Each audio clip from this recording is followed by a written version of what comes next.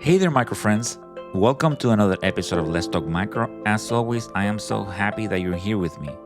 And if this is the first time you're listening to us, well, thank you for choosing it as one of your podcasts. I know there are many choices out there, so you tuning into this, we really appreciate it. Okay, so something to keep in mind is that this is a series about gram-negative cocci. So if this is the first time you're tuning in, there are 3 more episodes before this one, so I invite you to check them out. And just for a quick recap, we decided to do a series about gram-negative cocci. We did some episodes earlier on in the podcast, but they can be daunting in the bench and looking at the gram stain and identifying them, right? There's always that concern of reporting something as a gram-negative cocci, but then turning out not to be one. So it was time to do a more comprehensive series on gram-negative cocci. So we started from the beginning, talking about the gram stain, talking about staining things that to keep an eye on. We talked about different genera and species. And then on the next episode, we moved on to media. We talked about the Gembeck system. And then on the last episode, it was about systems to identify them, such as your Molotov, your Vitek, and then we talked about nucleic acid amplification tests and PCR tests. So it's a very comprehensive series, so if you haven't checked out those episodes, please go ahead and do so. Okay, so let's continue our journey. So by now we are experts. We know we see that gram-negative cocci on the gram stain. It's a respiratory source. We feel very comfortable. Maybe we have it in a cerebrospinal fluid or a body fluid. We're a little more careful, but let's say that, by now we know what to do. And we are familiar with our sources, so we know where it's normal to find gram-negative cocci, and we are comfortable with sites or sources where we can expect to see them and it's normal. And then we know other sources where we could potentially see them. So now, by now, we're good with all that stuff. And we know our media, biochemicals. So I thought it would be a good time to talk about the organisms themselves, talk about pathogenesis, spectrum of disease, virulence. So that's what today's episode is about. So we are focusing on 2 of the most important members of this group of gram-negative cocci, which are Neisseria meningitidis and Neisseria gonorrhoeae. And these 2, they have the same gram stain, but oh, do they have different stories? And this is something that we see in microbiology, right? We know that we can have the same gram stain, for example, from gram-positive cocci in clusters, and it's not the same having a Staph aureus as a micrococcus, right? Or having gram-positive cocci in chains, and it's not the same having a Streptococcus pyogenes or Agalactiae to a Streptococcus viridans. So with these 2, it's the same. Even though you see that kidney bean, coffee bean, gram-negative diplococci, having a Neisseria gonorrhoeae is not the same as having a Neisseria meningitis. So let's spend some time talking about them. So we'll start with Neisseria meningitis. So when we think about this organism, about 10% of people, especially like adolescents and young adults, they carry it and not even know it. So this means that they are asymptomatic carriers. So they are colonized with it in their nasopharynx and they just don't have any symptoms, which is something that we see with other organisms as well. We know that some people carry MRSA on their nares. Some carry different strains over different periods of time. So that's something that's very common, in our bodies. We have a source, a site where we carry an organism, but we don't have symptoms. According to the Manual of Clinical Microbiology, the carriage is age dependent and peaks around age 19. So for those that already work in microbiology and you're familiar with Neisseria meningitidis, you can see this contrast that we have. On the one hand, you have something that can be completely harmless in one person, but in another situation, it can cause very severe disease. And this is something that's very fascinating in microbiology. You have an organism that is part of the normal flora in one context and then become pathogenic when transmitted to another person or another site. And of course, there are 2 examples that come to mind with this. If you think about Eikenella corrodens, we did an episode about this in the podcast. So this organism is, it's part of the respiratory flora of humans. And then we get into a situation where there's a bite involved. Either sometimes, maybe like a sibling bites the other one, you get in like a fist fight. And then this organism causes infection. So you see it in wound cultures, right? Or in tissue cultures. Then we have also like Haemophilus influenza, where people can be colonized with it and it doesn't cause any disease, but then via like respiratory droplets, you can transmit it to another person and then it causes disease. So when you think about it, so it is part of your flora, it's just sitting there and then you transmit it to another person and then it is not part of their flora and it becomes pathogenic. So going back to Neisseria meningitidis, how do we get from colonization to infection? Well, let's talk about transmission. It occurs through close contact and respiratory droplets. So you think of dormitories, military barracks, and other crowded settings. And maybe some of you by now, after COVID, right? Maybe we hesitate to be in crowded places, right? We try to maybe minimize that as much as we can, and we cannot help it, right? If we're traveling, like in an airplane. And but there are still places that you need to accommodate a large amount of people, like military barracks and dormitories. And I don't know what the situation is after COVID, but those are still in need. So you get a lot of people in closed settings, and that's where this transmission can happen. So let's talk about pathogenesis. So, from this standpoint, there are several virulence factors that play a role. So, you have pili, which help the organism attach to mucosal surfaces and interact with endothelial cells, allowing it to move from colonization to invasion. Then you have LOS, which is a lipooligosaccharide, and this acts similarly to the LPS that you see in like in gram negatives, and this triggers a strong inflammatory response when released into the bloodstream. The organism has a polysaccharide capsule which helps it evade the immune system and resist phagocytosis. This capsule is also used to define serogroups such as A, B, C, W, X, and Y. So you have the pili, which helps it attach to the surfaces, to the mucosal surfaces. So you have that transmission, you have that close contact, respiratory droplets, and then the organism attaches to the surface. And then that LOS triggers an inflammatory response, and you have a polysaccharide capsule that it helps it, evade the immune system's response. So, from a science standpoint, how fascinating is this, right? How interesting is this? By now you heard it, right? There's an organism that sits in one person and it doesn't do anything, and then it gets transmitted, and now you have all these things, this from a mechanism to attach, to trigger an inflammatory response. And not only that, then there's also a way to evade our defense systems. So from a science standpoint, this is very interesting. But of course, from the patient's point, and as humans, we know that this is a very serious organism and we don't want it, right? So as far as clinical presentations, we have mentioned this all over the episode. So this organism is the leading cause of bacterial meningitis, but it can also cause a severe disseminated infection known as invasive meningococcal disease.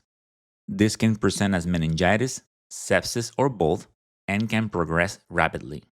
And this is something that you hear in the textbooks as abbreviated as IMD, that invasive meningococcal disease. And something very interesting that I saw on the Manual of Clinical Microbiology, and this has to do with the COVID-19 pandemic, which is cases of invasive meningococcal disease decrease. And this is likely due to the reduced transmission from masking and social distancing. And that makes sense because, as you know, since this organism is transmitted through like close contact, and during that time in the pandemic, we were distanced, wearing masks, so it makes sense for the numbers to go down. And that is something that I hope that everyone sees. I mean, even though, right, there have been so many opinions out there about masking and social distancing and things like that, but one thing we have to recognize is that when we were doing this type of practice, right? Sometimes things like for example, like I didn't get a cold, and then we were enforcing like a lot of hygiene and things like that. So I hope that you incorporate some of these practices, and now nowadays we're back to being closer and things like that. But at least make sure you practice things like like hand hygiene. And if you're in places when you see that someone is sick and it's coughing and it's just out there, it's not covering their mouth, and make sure you keep like a safe space. And I know the masking, right? The whole wearing mask has elicited so many different opinions, but you also have to recognize the value of that. Even though I know it's uncomfortable, but I give a great example of myself that I have worked in some places where sometimes the air quality is not the best and I cough a lot. And sometimes, some of those buildings, they have mold and as I said, the air quality is not the best. But one thing that during that time that I was working with a mask, my coughing went down significantly. It was almost non-existent. But anyway, let's go ahead and continue with the episode. But I hope that you see how this makes sense that during that time, those numbers went down.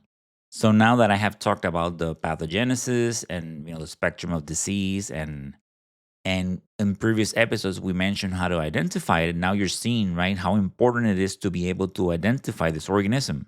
So if you see it in a cerebrospinal fluid or a blood culture, it makes complete sense that you have instruments and tests out there that can identify it before it grows on the plate. And of course, when we talk about meningitis, this is not the only organism involved. So you can have, you have organisms like Streptococcus agalactiae, E. coli, Listeria monocytogenes, Haemophilus influenza that can also cause meningitis. So when you think about this test for meningitis, you have all these organisms there as targets. And that is something that we discussed in the previous episode with the syndromic panels. So a meningitis panel, for example, like, and I'm not plugging this, but like the BioFire meningitis encephalitis panel, it tests for all these organisms. So bottom line, you look at that gram stain, that's cerebrospinal fluid, you see that gram negative cocci, we are positive that that's what it is. We need to be able to identify it right away so the doctor knows, so the healthcare provider knows, and they can treat the patient accordingly. Be very careful because we talked that Neisseria meningitidis can sometimes, resist being decolorized in the gram stain, so you can get it like a little bit purple. So keep that in mind as you're doing your gram stains. And remember the formations, the arrangements of the organism. So even if you see something that is purple, think about your gram positive cocci. And when you see their arrangements, you see those sometimes those thick clusters or those beautiful chains or those pairs and chains. But when it comes to diplococci, you don't see that, right? You see the two, you know, coffee bean, kidney bean shape. So if you see something that is purple, right, always check the history and make sure that consult with someone or restain it if you need to. And now, a quick word from Wiley. Wiley brings a gold standard clinical microbiology publication online, Clean Micro Now, in partnership with ASM Press. It encompasses ASM's Manual of Clinical Microbiology, the Clinical Microbiology Procedures Handbook, and cases in medical microbiology and infectious diseases in one searchable tool. Run deep searches across pathogenic organisms and lab procedures and get timely updates from peer-selected authors as science and clinical practice evolve. Institution-wide subscriptions are available through Wiley Online Library. Visit wiley.com/cleanmicronow. And now, back to the episode. Okay, so let's continue our story. And now we have that same gram stain, that gram-negative diplococci, but let's go to a different story, which is Neisseria gonorrhoeae. Now, this one is not a colonizer and is always considered a pathogen. It is transmitted through sexual contact and infects mucosal surfaces such as the urethra, cervix, rectum, and pharynx.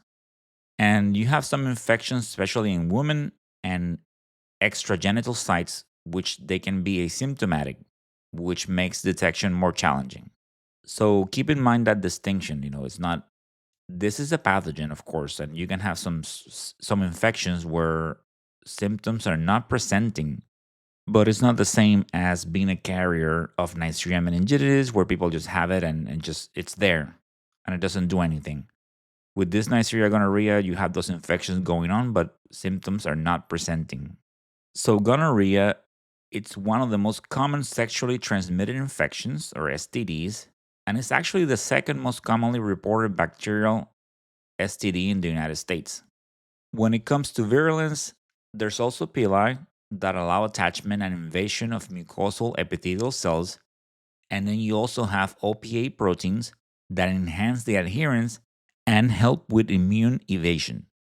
Another key feature is antigenic variation, where the organism changes its surface structures, allowing it to evade the immune system and leading to repeated infections. So as far as both of them, Neisseria gonorrhea and Neisseria meningitidis, so they both are able to adhere to the surfaces and then have virulence factors that help them evade the immune system's response. But with Neisseria gonorrhea, this is something very interesting, and those of you that have taken immunology, and so right, you have an infection and your body remembers, and then when you get reinfected, your immune system, has that memory, and it's able to handle it better than the initial time. But in this case, you have this antigenic variation, which then then the immune system has trouble recognizing this organism, and then you get repeated infections. Okay, as far as infections, when it comes to Neisseria gonorrhea, so it most commonly causes localized mucosal infections. In men, this includes purulent urethritis, prostatitis, and epididymitis. In women, it commonly presents as cervicitis, and if untreated, infection can ascend and lead to pelvic inflammatory disease. Other type of infections include pharyngitis, anorectal infections, and conjunctivitis. In some cases, the organism can spread and cause disseminated gonococcal infection, including bacteremia and septic arthritis, which is why it makes sense. And by now we have discussed tests and things like that. And so in the lab, you get a gonorrhea culture, right? So you get this chocolate plate and this modified Thayer Martin plate. And then you see the sources that are typically like throat, like rectal sources, like eye sources. And it makes sense because, these are the sources, the sites where the organism typically causes infection. So all of these are sources where you can potentially see this organism. Having said that, you might not see it as often as you see other organisms, but it's good to know that you could see them there. And especially keep in mind the synovial fluid. As we discussed, with that disseminated gonococcal infection, you can have like septic arthritis. So definitely keep that in mind. And when it comes to the laboratory perspective, as we have mentioned before, detection of these organisms, you use things like nucleic acid amplification tests for gonorrhea, like, from urine or mucosal specimens. And keep in mind, the tests, they are sensitive and rapid, but they do not provide an isolate for susceptibility testing. And as we have seen in the news, we have seen some very resistant strains of Neisseria gonorrhea out there. So with this type of testing, you're not going to have an isolate for susceptibility testing. So the culture still plays an important role in some settings. Okay, so let's put this together. As we have mentioned before, on the gram stain, they look the same. You have your gram negative diplococci, but then the stories are different. Neisseria meningitidis is associated with sterile sites like CSF and blood and represents a medical emergency, right? That very serious fatal meningitis. So to test for it, you use things like a meningitis panel for cerebrospinal fluid or blood culture panels that are able to identify it. And with Neisseria gonorrhea, it is associated with mucosal infections and is typically detected using nucleic acid amplification tests. So while you might see that gonorrhea culture in your lab, you know that it's very common to have this test where like you have urine and genital sources where you do this PCR test and this nucleic acid amplification test for Neisseria gonorrhea and chlamydia, for example. That is very common in the lab, more so than the culture. So my fellow techs, we're back at the bench. So you see that gram negative diplococci, you have to ask yourself, where is this coming from? As cerebrospinal fluid, points you towards meningitis, while a genital specimen points you towards gonorrhea. When it comes to colony morphology on the plates, I mentioned that Neisseria gonorrhea, it can it grows on weakly on blood agar plate, which is something that you have to keep in mind, especially when you're doing urine cultures, because in those type of cultures you don't have a chocolate plate. And we get into the situation where a Texas see something that is growing weakly on blood, and they're like, "Well, this is too young. Let me re-incubate it," which is a standard practice. And then the next person comes in and they look at it and they're like, "Well, it's still young. Let me put it back in the incubator." And in the meantime, no one has done a gram stain, and you have a Neisseria gonorrhea. But meningitis grows better in blood, and then both of them grow in chocolate, and you tend to see this small gray colonies. And of course, both of them grow on modified Thayer Martin. However, keep in mind that having that growth, it you still have to do more tests, right? And even if it's growing on modified Thayer Martin, you have to do a gram stain and then you have to sub it to the proper media so you can properly identify it. As I mentioned before, Moraxella cataralis, Neisseria lactamica, they both grow on modified Thayer Martin. So even though you have that, you do the gram stain. Let's say you have growth on modified Thayer Martin, you do the gram stain, you see a gram negative cocci. Then you have to sub it like the chocolate agar so you can properly identify it. So, as clinical microbiologists, there are all these factors that are in play, right? And this is something that I hope that everyone outside of the community appreciates this. All the things that we have to keep in mind, all the knowledge that we have to carry, and you have all these factors in play, right? It's not about just looking something on the slide and making that call. You're thinking about the source, the organism, the appropriate testing method, and what it means for the patient. As we have said before, microbiology, it's all about the time, and it's not like all the areas of the lab. So you have to be thinking about that. Okay, I do this test, I have this organism. I have to subculture it? I have to do susceptibilities. So all this takes time, while you grow the organism, while you do the testing. And while we are doing this, we're keeping in mind how serious this is, that we need to have those results out there as soon as possible. So all these factors in play. So as microbiologists, it is good to have an understanding of what we are doing. As I said, keeping all these things in mind, the clinical significance of these organisms. So all of you are doing such a great job. So thank you for everything that you do, and all that knowledge that you have to carry and all that workloads that you have to get through. Thank you so much, my fellow microbiologists and lab professionals. Well, there you have it. That was the episode, and I hope you enjoyed it. And I hope that you have been enjoying this series. As always, I enjoy sharing this information with you. So thank you for listening.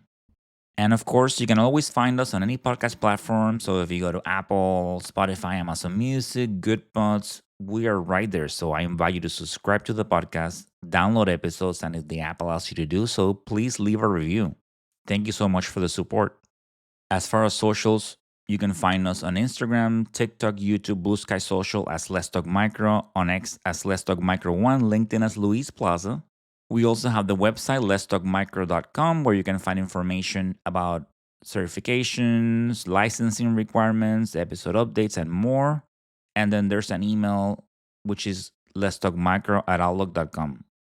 So either via social media, the email, and the website, you can reach out with any feedback, any topic suggestions. They are always welcome and appreciated.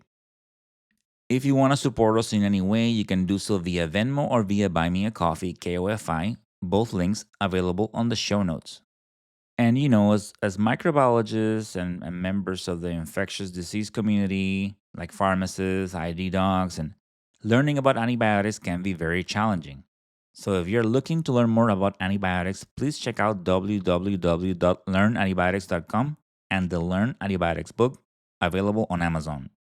These resources include cheat sheets, practice tests, games, and more, and they are being used by thousands of people worldwide and may be helpful for you or your colleagues.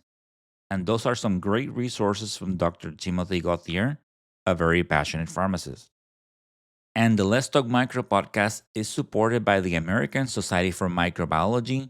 To learn more about microbes, visit asm.org.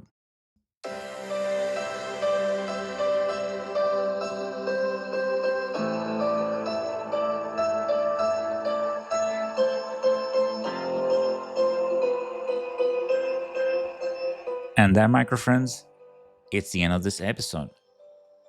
I hope you enjoy learning about Neisseria gonorrhoeae and Neisseria meningitis. As always, I enjoy sharing this information with you. It is so important to have a good understanding of this. As I always say, being a good microbiologist, being a great one, you need repetition, knowledge, education. So I hope this is beneficial. And by the way, when this is released, it's lab week. So happy lab week, everyone. Thank you for everything you do, from in laboratory medicine, from the educators to those working on the bench to the managers. Thank you for choosing this as your profession. So enjoy your week. Thank you so much. Thank you for the support and stay tuned. Great things coming your way. But please continue bringing that passion to what you do. It's so important. You do such great work. So, as always, stay motivated, stay safe, and of course, continue talking micro. Until the next time. Bye.